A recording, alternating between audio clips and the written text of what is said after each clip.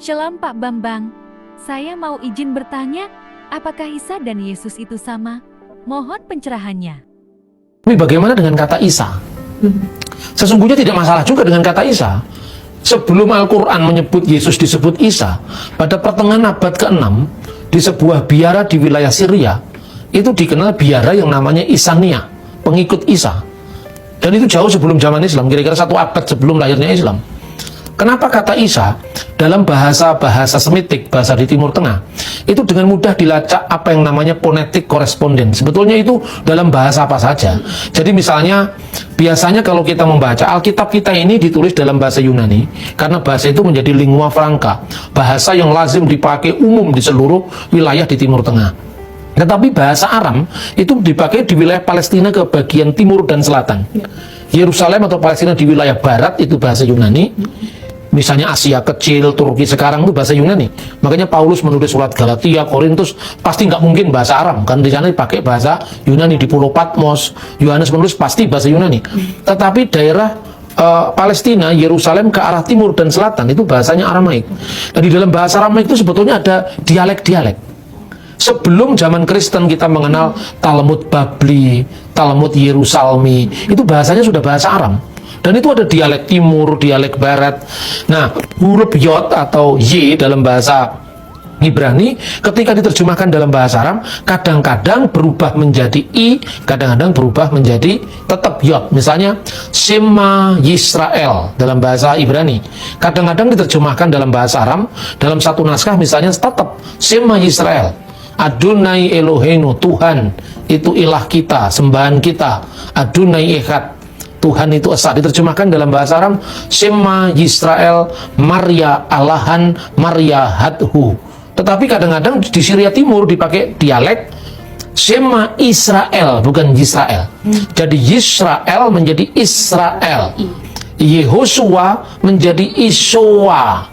Dan itu muncul dalam salah tulisan Bapak Gereja namanya Agabius ketika dia menerjemahkan tulisan Yosefus yang dikenal dengan Testimonium Flavianum. Yosefus itu menulis di dalam bahasa Yunani dan kemudian diterjemahkan dalam bahasa Aram. Dia ahli sejarah Yahudi pada abad pertama. Dia mengatakan bahwa pada zaman itu fi hadzal zaman ya'isu rajulun hakim ismuhu Isowa. Pada saat itu hiduplah seorang yang bijaksana namanya Isowa. Nah, seperti kata Yehosua menjadi Isowa, kemudian O panjang itu menjadi A. Misalnya Shalom itu Shin, Lamed, Waw, Mim, Shalom. Menjadi bahasa Arab Sin, Lam, Alif, Mim, Salam. Shalom Alaikum menjadi Assalamualaikum. Yehosua menjadi Iswa, seperti Shalom menjadi Salam, Isu menjadi Isa. Tidak ada masalah, itu hanya gejala bahasa.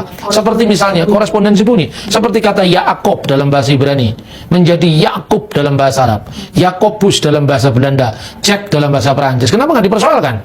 Itu hanya soal korespondensi bunyi gitu loh. Ada banyak terbitan Alkitab bahasa Arab. Terbitan bahasa Arab di Mesir diterjemahkan oleh United Bible Society in Egypt. Itu terjemahan Van Dyck. Sekarang ini diperbarui dengan Van Dyck version. Tapi di Lebanon ini yang dipakai ini adalah Darul Kitabil Muqaddas Bisarkil Ausat. Di Lebanon sendiri mungkin ada 3 terjemahan. Lalu juga ada terjemahan dari Jami'ah Al-Antuniyah.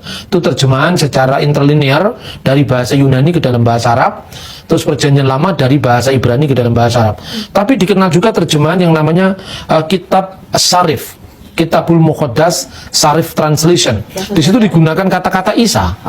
Isa Al-Masih. Jadi tidak masalah, itu hanya soal bahasa saja. Cuman ketika orang Kristen memberitakan Isa Al-Masih, itu bukan Isa Al-Masih yang diberitakan Quran. Isa Al-Masih yang memang diyakini sesuai dengan apa yang diberitakan dalam Injil. Yang penting bahwa itu bukan Isa yang di dalam konsep agama lain. Oke Pak Bambang, penjelasan Anda sangat mencerahkan dan menguatkan iman kami. Terima kasih, Tuhan Yesus memberkati.